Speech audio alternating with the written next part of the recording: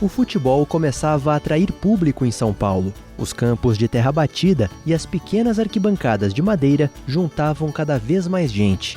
Muitos jornalistas e cronistas criticavam esse movimento. Eles diziam que os brasileiros estavam entrando em um modismo vindo da Europa. Era comum ver críticas de que o futebol não fazia parte da cultura brasileira. E isso era reforçado pelo fato de muitos estrangeiros estarem jogando bola por aqui. Em São Paulo, o número de imigrantes não parava de crescer e acabava se refletindo nos clubes. Muitos deles, inclusive, só tinham estrangeiros em campo. O primeiro time, criado por brasileiros e para brasileiros, por exemplo, foi o Mackenzie, que era ligado à tradicional universidade que tem origem inglesa.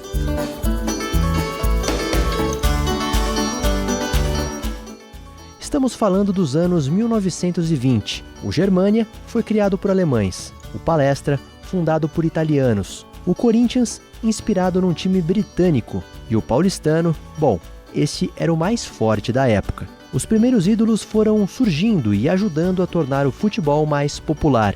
Um deles foi Neco, do Corinthians, mas o principal deles foi Friedenreich, do Paulistano. Foi nesse contexto que a comunidade portuguesa resolveu também integrar o grupo dos grandes do futebol paulista. Havia várias agremiações lusitanas, mas nem todas de muita expressão. Em meados de agosto de 1920, o jornal O Estado de São Paulo anunciava a fusão de 5 times de origem lusitana e a criação da Associação Portuguesa de Esportes. Sim, de esportes. E é essa história que vamos contar a partir de agora.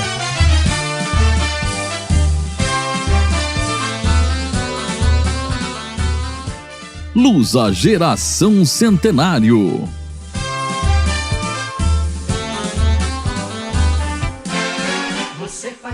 Olá, torcedor da Lusa e amante do futebol. Seja muito bem-vindo ao primeiro episódio do podcast Lusa Geração Centenário. A cada episódio, você, torcedor da Portuguesa, você que gosta da história do futebol brasileiro, você vai descobrir ou relembrar alguns dos principais momentos desse centenário da Portuguesa, dos primeiros 100 anos da história rubro-verde. Eu sou o Luiz Nascimento, jornalista da rádio CBN, colunista do Globo Esporte e editor do Acervo da Bola. E eu sou o Antônio Quintal, apresentador do programa Paixão Lusa.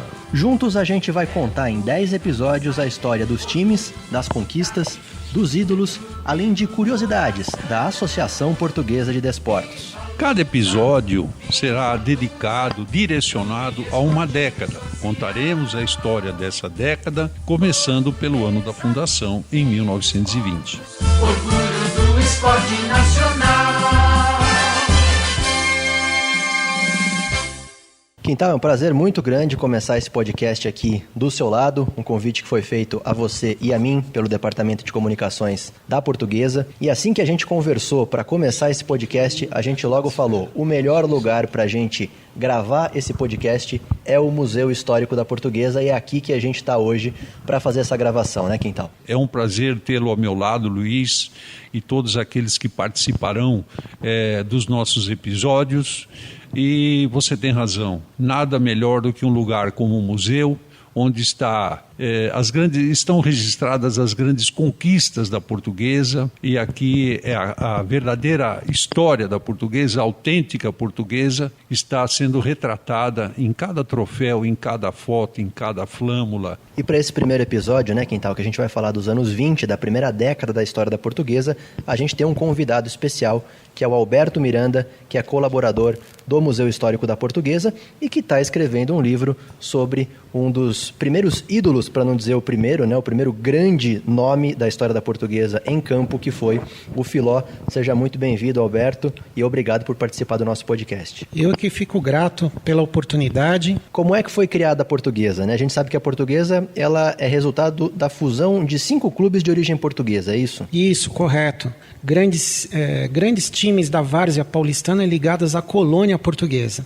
Foi aí que se deu a ideia da oportunidade de se fazer um clube com uma dimensão maior para o futebol brasileiro. E os 5 clubes, né? Um deles era o Marquês de Pombal, o Lusitano, o Lusíadas, o Portugal Marinhense e a Associação Atlética 5 de Outubro. Houve a fusão dos 5 e aí foi fundada a Portuguesa de Esportes. Isso. Só que a Portuguesa não podia disputar as competições, ainda que fosse no âmbito amador, que o futebol na época era amador. Havia algumas situações que impediam que a Portuguesa participasse das competições. E aí foi feita uma fusão. A fusão com o Mackenzie, o Colégio Mackenzie, que na época já disputava esses campeonatos periféricos e disputava o campeonato principal da Ápia na ocasião, e foi aí que foi feita essa fusão para justamente a Portuguesa se tornar um time competitivo, já logo no início da sua história. Vale a gente lembrar que o Mackenzie foi um dos primeiros times, né, de futebol de São Paulo, a Associação Atlética Mackenzie College, né? Foi o primeiro clube feito por brasileiros e para brasileiros aqui em São Paulo.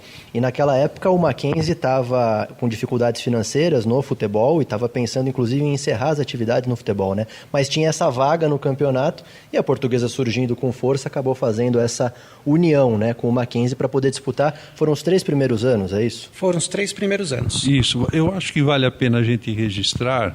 O Mackenzie vivia, como você abordou aí, situações financeiras, vivia numa situação financeira complicada.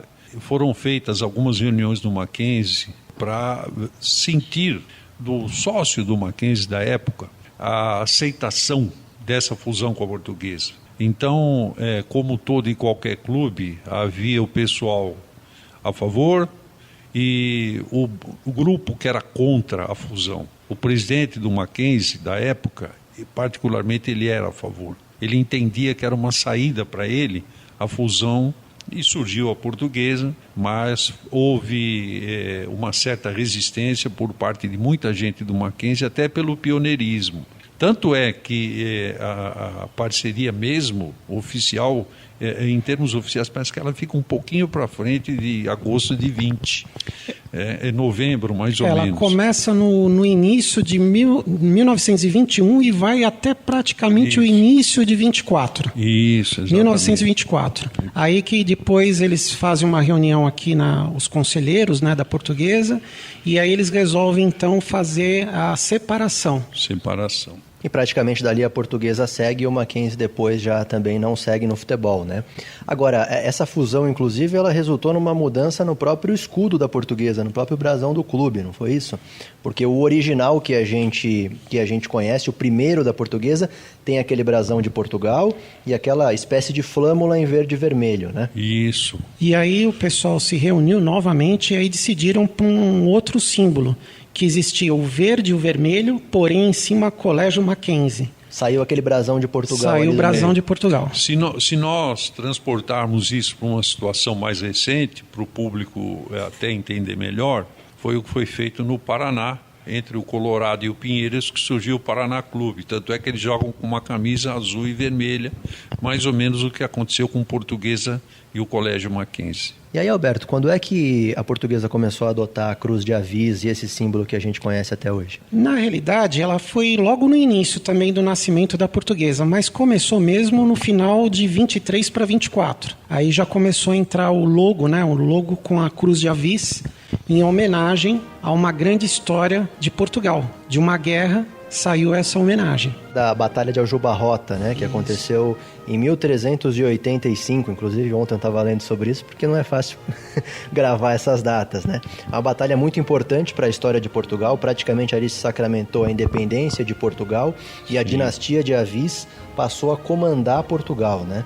E o símbolo principal dessa dinastia de Avis era exatamente essa cruz que a Portuguesa carrega até hoje. Sim. Então é muito interessante essa alusão, né? Do 14 de agosto, que é uma data até hoje lembrada em Portugal, muito importante, e registrado no símbolo da Portuguesa. Inclusive eu já fiz algumas entrevistas sobre isso e falam muito que a Batalha de Aljubarrota ia saindo um pouco do futebol. Ela é muito importante até hoje para a história de Portugal, porque para Portugal vencer aquela batalha, Portugal fez um pacto com os britânicos. Esse pacto ele é vigente até hoje, é considerado um dos acordos entre países mais antigos do mundo. E isso aconteceu graças à Batalha de Aljubarrota, lá em 1385. Então dá pra gente ver que não foi por um acaso que escolheram inclusive a data, né, de fundação da Portuguesa. Foi uma coisa bem estudada, né, pelo que a gente consegue perceber. Seria a mesma coisa que nós aqui no Brasil, os brasileiros, fundassem um clube em 7 de setembro. Agora, Alberto, a gente está falando do começo da Portuguesa. Qual foi a primeira sede da Portuguesa? Onde é que a Portuguesa se instalou primeiro? A primeira sede foi na rua Cesário Ramalho, no Cambuci, onde a Portuguesa conseguiu adquirir um terreno, né, que eram chacras, né, no local, e ali ela fez uma demarcação e fez o seu primeiro estádio. Toda a construção do estádio foi justamente elaborada em cima dos estádios ingleses da época, todos de madeira, né, com arquibancadas de madeira, e no fundo uma caixa d'água que também foi importada da Inglaterra para o Brasil. Essa caixa d'água está lá no nosso museu aqui, né, com uma foto onde você vê todas as arquibancadas de madeira ao fundo e você vê essa caixa d'água que foi importada da Inglaterra para ficar bem inglês mesmo o estádio. Não, e é curioso, né? É até interessante quem quiser conhecer que venha até o museu, porque a gente tem inclusive uma maquete aqui, né? Sim, temos uma maquete, foi adquirida através de um torcedor que construiu ele com palitos de fósforo e palito de sorvete, que justamente dá as dimensões, logicamente em formato menor, né? Daquele estádio do Cambuci. Se você pega uma foto daquele estádio e mostra para qualquer pessoa que não conhece, vai achar que a gente está mesmo... isso aqui é um estádio na Inglaterra, porque realmente... E muito perfeito, bonito, né? Muito bonito mesmo. Muito bem feito. E a Portuguesa então começou a mandar os jogos lá. Ali começou, em 1925. Foi em 1925 que ela inaugurou esse estádio e todos os jogos a partir daquele momento que ela podia mandar e treinar também, né? Era justamente nesse local. Interessante, hein, Quintal? Até hoje, muito clube aí falando que não tem estádio próprio e tudo mais. Já nessa época, essa preocupação, né? A preocupação de ter o... isso é muito do espírito do povo português, né? O arrojo, a conquista, a propriedade, o bem, né? Para a Portuguesa sempre foi assim, essa preocupação. Até hoje, qual é a maior preocupação? A manutenção dos bens da Portuguesa, do seu estádio, da sua área.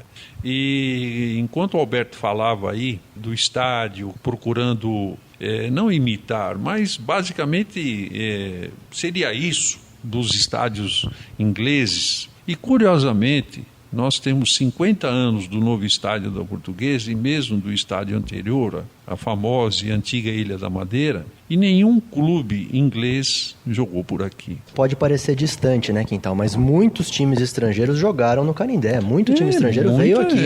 De países que muitos torcedores nem imaginam. Exatamente, né? Nós já tivemos aqui Lazio, Itália, os clubes portugueses, os três. Da África também tivemos. Da África. Então, Argentina, Uruguai. Outro dia, inclusive, nós publicamos no Acervo da Luz alguns jogos internacionais que fizeram aqui. Muito torcedor falou, nossa, a seleção da Hungria já jogou no Canindé. Jogou. Da Nigéria, inclusive, veio jogar no Canindé. Então, 1972, inauguração do estádio. Foi o jogo do Djalma Santos, não foi? E mais pra frente nós vamos chegar até nisso, né, Quintal? Nos próximos podcasts, quando a gente chegar aí nos anos 70, vai ter muito disso, né? Mas voltando aqui para a nossa década de 20, então, Cambuci, a Portuguesa teve o seu primeiro estádio e ela, logo depois, já pensou em ampliar esse patrimônio, é isso, Alberto? Sim, sem dúvida. Ela vai para o lado lá do Ipiranga, já que ela está no Cambuci, bem perto, né?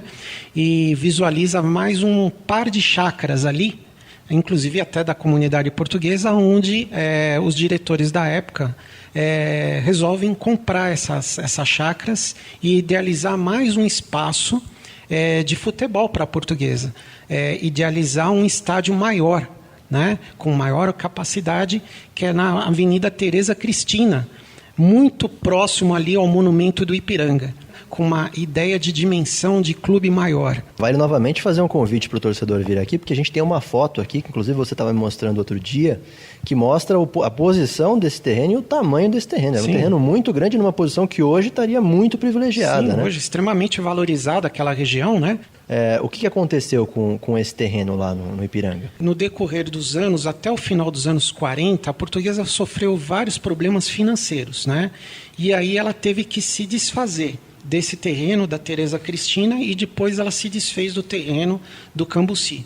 É um momento ainda muito conturbado ali do futebol amador, virando profissional. Isso. Tinha muitas dificuldades ali que... Existiam 2 ligas na época também, a Exatamente. liga do profissional e a liga do amador, né, que comandavam o futebol aqui em São Paulo. E aí a Portuguesa teve que se adaptar a isso. Os primeiros passos dela, né, foram muito complicados, né, em termos de estrutura, mas ela foi conseguindo depois, nos anos 50, um espaço maior. Agora, falando do futebol em si, né? Falando do time da Portuguesa naquela época, né? Claro que os registros são muito complicados, né? A gente sabe que nem técnico tinha direito, né, Quintal, naquela época. É verdade, né? Você puxa as fichas técnicas daqueles jogos, tinha o árbitro, o local, a escalação, substituição, uma ou outra, né? Mas nós não tínhamos o nome do treinador. Pelo que eu senti, quando o time viajava, estava lá diretor técnico, diretor esportivo, você observa isso pelos jornais da época. Me parecia que esse era o responsável por escalar a equipe. Então, entre aspas, ele era um diretor técnico. Mas os nomes são raros, né? Você não acha. Vamos colocar aí umas 80 a 100 escalações da Portuguesa, ou até mais. Você não acha o nome do treinador. Outro dia eu conversava isso com o Sérgio Luiz, que é outro historiador da Portuguesa, porque, claro, nenhum de nós viveu aquela época. O Jornal da Sexta-feira trazia, e eu tenho um exemplo disso. Jogo em Catanduva contra o Guarani de Catanduva. Então, eu vou procurar a data de domingo para saber quanto foi esse jogo, ficha técnica e tal, e você não acha em jornal nenhum. E é um trabalho de anos que eu até agora não consegui descobrir quanto foi. E interessante é que a matéria da Sexta-feira, ela coloca convocando a delegação da Portuguesa para se apresentar na Estação da Luz às 7 horas da manhã, porque o trem partiria às 7h30, e aí está lá o nome dos dirigentes, esse suposto técnico, eu coloco suposto porque essa é uma interpretação que eu tenho, que ele era um diretor, mas com essa responsabilidade de colocar o time no campo. E os jogadores, infelizmente você não consegue o resultado do jogo. Até hoje eu tenho isso aí pendente dos meus arquivos. Eu acho que o Sérgio aí também, naquele almanaque dele. O que aconteceu depois da partida do trem, ninguém sabe. Ninguém sabe, velho. Mas muito interessante isso, hein? O pessoal reclama de viagem hoje, imagina naquela época, você pegar o trem daqui até Catanduva para jogar bola. Para Catanduva, para vários lugares, né? Estádio lá do Velo Clube, quando foi inaugurada a sede do Velo Clube, teve o cônsul português, todo mundo no trem. Mas o futebol, a Portuguesa não começou bem a década de 20 com derrotas, né? Muitas derrotas. A primeira delas para o São Bento, se eu não estou enganado. São Bento. O São Bento aqui da capital. E depois, quando surgiu já nos anos vindouros, 21, 22, que a Portuguesa começou a se organizar. Até porque alguns jogadores de outros clubes começaram a vir para a Portuguesa. Ou seja, a Portuguesa foi se reforçando, foi melhorando, né? E, com certeza, eram os primórdios do futebol, de uma forma geral. E para a Portuguesa não era diferente, né? Fatos curiosos, né? Diretor puxando o revólver para juiz, essas coisas acontecia. A gente está falando aí da dificuldade de conhecer, saber que jogadores estavam em campo, que jogadores representavam a Portuguesa naquela época. Um jogador a gente não tem dúvida, né, Alberto? Que foi um primeiro grande nome da história da Portuguesa no futebol, né? É o famoso Filó, Anfilóquio Guarizi Marques. Com esse nome, era realmente um Filóquio com PH, era difícil. E aí colocaram um Filó, e o cara era baixinho, feio, mas jogava uma bola. Começa a transformação dele de um jogador que sai da base da Portuguesa, vai para o time profissional da Portuguesa, fica durante um bom período aqui, uns 3 anos na Portuguesa, né, no começo da sua história, em 22, e aí ele vai para o Paulistano e se transforma realmente num grande jogador, jogando com Friedenreich, né? Era o Pelé da época, na Friedenreich, né? E eles também se tornam depois grandes amigos, tanto a nível de paulistano como a nível de seleção paulista e seleção brasileira. E depois o Friedenreich dá uma ajuda para o Filó para o futebol internacional, porque ele realmente era um nome que abria portas, né? E o Filó tem uma história realmente muito bonita. Ele é campeão pelo Paulistano. Quando ele chega no Paulistano, o Paulistano está disputando um torneio internacional na França, onde ele já se destaca como um grande jogador e fazendo gols pontuais para o Paulistano. O Paulistano ganha esse campeonato lá, fica famoso no planeta todo. E no Brasil, quando eles chegam aqui, eles ganham um nome, os reis do futebol. O Filó se transforma num nome em potencial. E aí ele vai para o Corinthians, ganha 2 campeonatos no Corinthians e o mais interessante, nesta época, ele joga 2 campeonatos, né? No final, quando ele está saindo do Paulistano, ele é campeão por uma das ligas e depois ele vai para o Corinthians e é campeão em outra liga. Quer dizer, aí é brincadeira, né? Aí o cara me joga na seleção paulista da época, joga na seleção brasileira de 25 e essa seleção foi disputar um sul-americano, onde ela não foi vencedora, porém ele está lá presente e faz pelo menos 2 ou 3 gols ali. E aí ele é chamado para jogar na Itália. Vem alguns dirigentes da Itália e leva vários brasileiros para a Itália no começo dos anos 30, né, onde ele se destaca como já um jogador já de grande potencial aqui no Brasil e vai para a Lazio num contrato de 6 a 7 anos e ali ele se transforma num grande jogador também na Itália, usando o nome de Guarisi, por causa da mãe dele. Ele é fruto de um pai português com uma mãe italiana, aonde esse pai português é só o segundo presidente da Portuguesa, e ele vai para a Itália e lá os italianos colocam o nome de Guarisi, e aí ele é conhecido como Guarisi Filó. Logo em 34 ele é convocado para a seleção italiana, aonde ele faz um gol e depois, no final do Campeonato do Mundo, em 34, ele é campeão mundial pela Itália e não pela seleção brasileira. Isso é fantástico. Isso tem que fazer um livro e estou fazendo um livro sobre a história do Filó. É o chamado oriundo, né? Oriundi. É o oriundi. Na Itália, o oriundi só era possível por causa da origem. Naquele tempo já tinha isso. Ele foi o primeiro jogador brasileiro a vencer uma Copa do Mundo. O primeiro jogador brasileiro a vencer uma Copa do Mundo e saiu da Portuguesa. Nossa primeira joia da coroa. Você citou aí várias referências, Alberto, que realmente mostram a força do futebol da época. Você falou do Paulistano, onde ele se destacou. O Paulistano era um dos principais clubes da época, né? Um clube grande, talvez o maior do Brasil naquela ocasião. Sim. Quando fez essa excursão, de fato, há vários registros de quando eles voltam como os reis do futebol. E o Friedenreich, para muitos historiadores, muita gente fala, inclusive, que ele foi um dos maiores goleadores da história do futebol brasileiro. O problema é que você imagina para você voltar nos registros de quantos gols esse cara fez, né? Mas, de fato, era o Pelé da época. Então, o Filó, ele estava entre o que havia de principal no futebol brasileiro. O de melhor. O de melhor, né? Olha, na relação aí, nós tivemos em décadas posteriores Pelé e Garrincha. Então, para a época, seria mais ou menos isso, o Friedenreich e o Filó. Não, e também uma coisa que para a época é muito inusitado, que é um jogador sair daqui e jogar em outro país, né? Sim. Que a gente também está acostumado a falar isso na história do futebol brasileiro muito mais para frente, né? Sim, sim.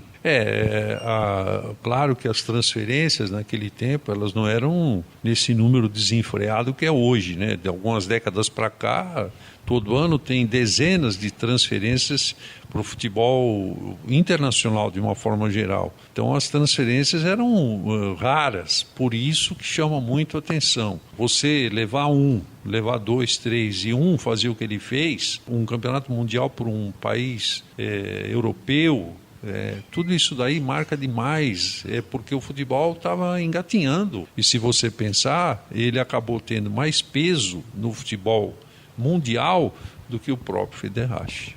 E mesmo lá, né? Porque na época a Lazio também era um dos principais clubes da Itália. Isso em pleno regime Mussolini, né? Como a gente pode também destacar. Colocar o Mussolini, o famoso ditador do... Não foi fácil, não. O ditador fascista Mussolini, naquela época, a Lazio era um dos principais clubes, né? Foi inclusive durante o regime que houve aquela rivalidade com a Roma, que a gente conhece até hoje.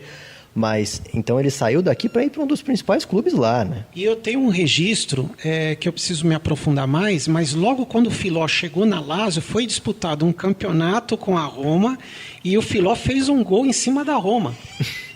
Também tem essa, que agora me lembrei. Não, que era a grande disputa da época na Itália. É o derby, né? É o derby.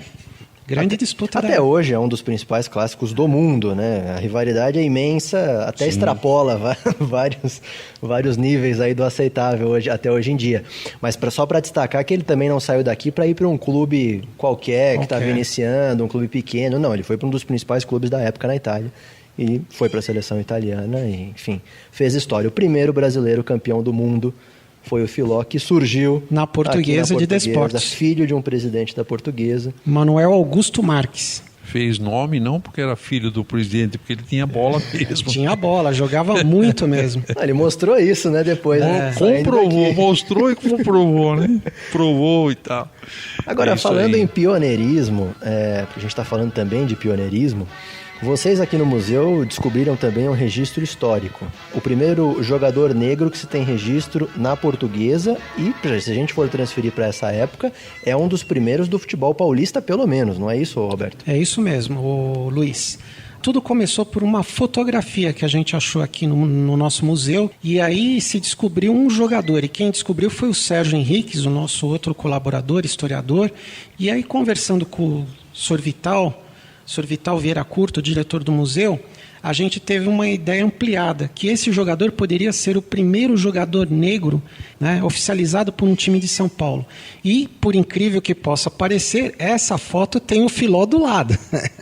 É muito engraçado. O Filó com uma fitinha em cima do cabelo e tá lá, o Filó junto com esse jogador chamado Bugre, que veio do interior de São Paulo, não saiu da base da Portuguesa, porém é hoje talvez o primeiro jogador negro a jogar pela Portuguesa e por um time de São Paulo, oficial. Se a gente for voltar para os anos 20, ainda é um ano em que havia o Vasco da Gama, por exemplo, se notabilizou por ter o primeiro time com negros e tudo, né, no Brasil, e a Portuguesa aqui então já nesse início da década de 20, realmente um dado histórico para a época muito importante.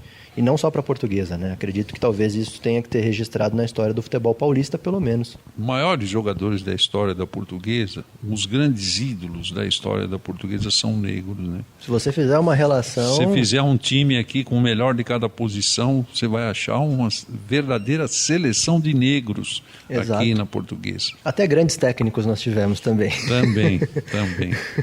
Acho que década de 20 nós conseguimos aqui traçar os principais pontos, né? Sim. Se a gente fosse trabalhar em detalhes, nós já colocaríamos as primeiras conquistas da Portuguesa em termos de taça, que eram disputadas a cada jogo, né, Alberto? O Filó tem 3 taças conquistadas jogando pela Portuguesa nos anos 20. Isso. Que estão aqui no nosso museu, devidamente catalogadas com os times pontuando ali, com quem jogou, os resultados, e 3 taças aqui foram conquistadas pelo Filó. E eu não tenho nem ideia do número de troféus que tem por aqui. São vários. São vários. Dessa década são muitos, vários, né? Graças ao Dr. Eduardo de Campos Rosmaninho, que fez esse trabalho pioneiro, né?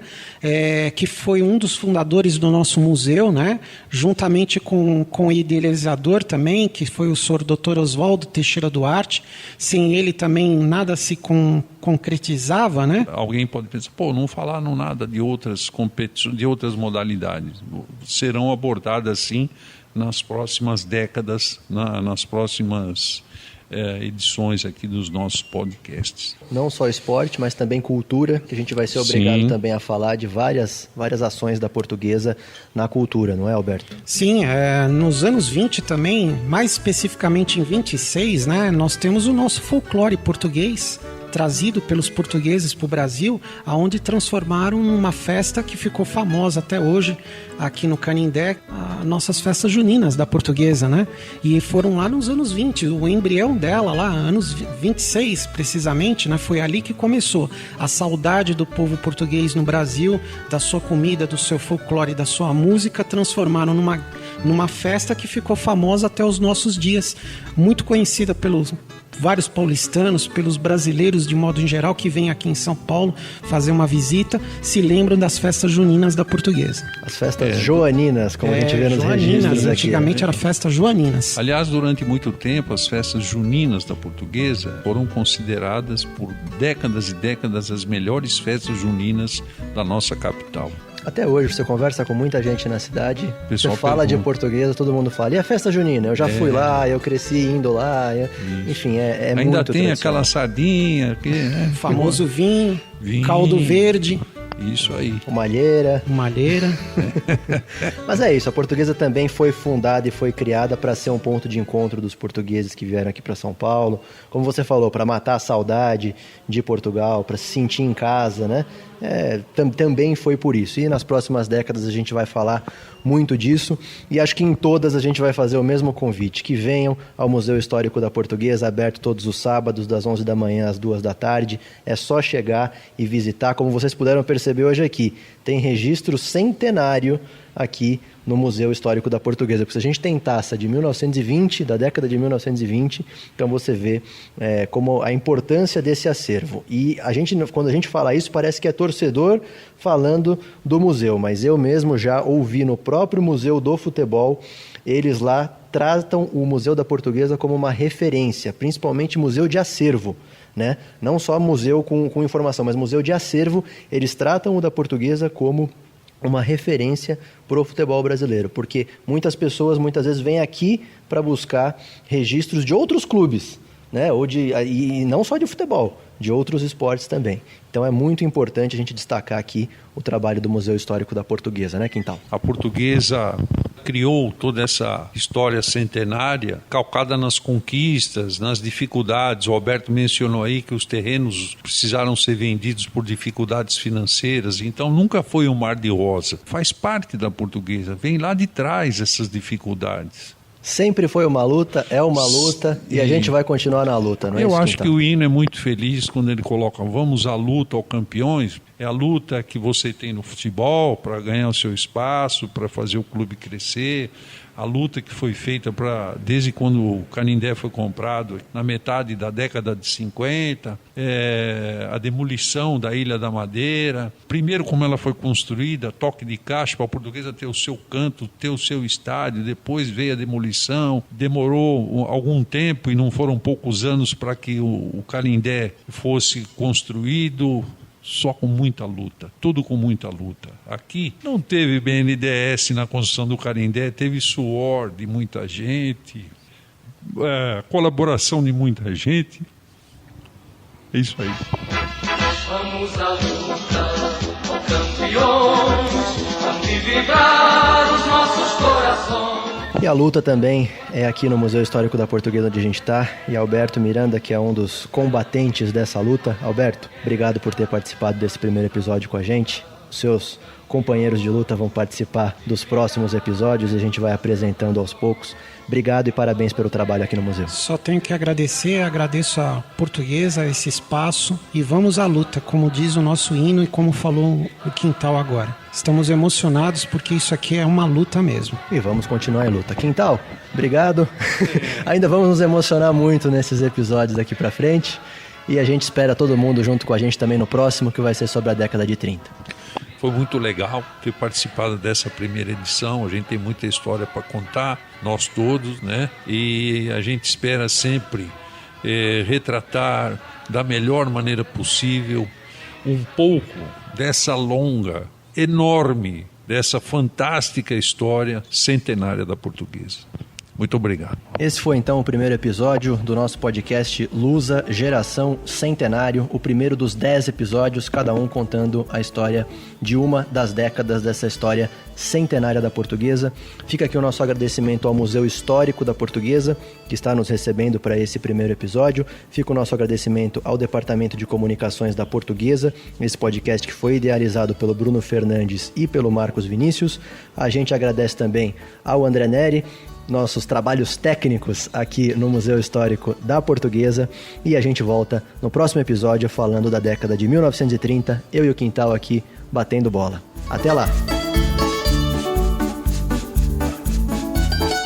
Lusa Geração Centenário.